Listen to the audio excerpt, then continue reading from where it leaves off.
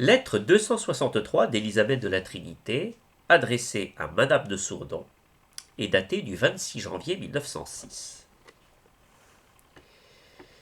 Bien chère Madame, votre bonne lettre m'est arrivée pendant notre retraite qui vient de se terminer. Et notre révérende mère, au cœur si tendre et délicat, me permet encore de venir vous faire une petite visite.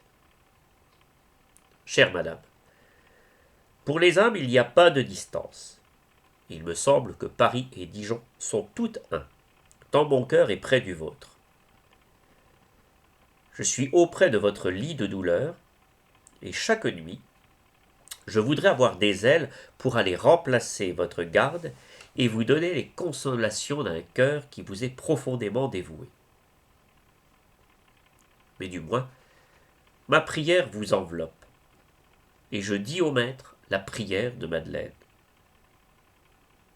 Seigneur, celle que vous aimez est malade. Oh oui, vous êtes aimé de lui, chère Madame, et je vous demande de sa part de jeter en son cœur toutes vos angoisses et vos inquiétudes. Vous pouvez unir vos agonies à la sienne. Il a voulu souffrir le premier, afin qu'aux heures crucifiantes nous puissions dire en le regardant « Il a encore souffert plus que moi, et cela pour me dire son amour, et pour réclamer le mien. » Le psalmiste, parlant de lui, dit que sa douleur était immense comme la mer.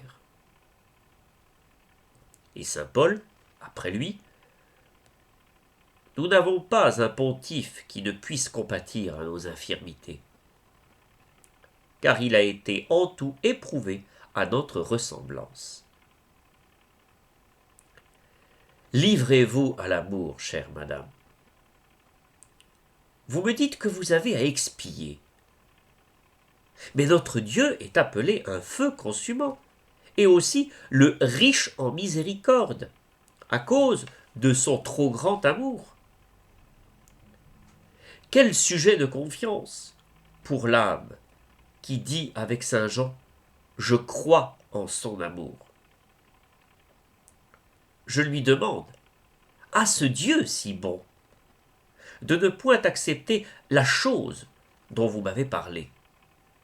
Je le supplie d'avoir pitié de vous et de vous mettre dans le cœur cette paix et cette confiance des enfants de Dieu.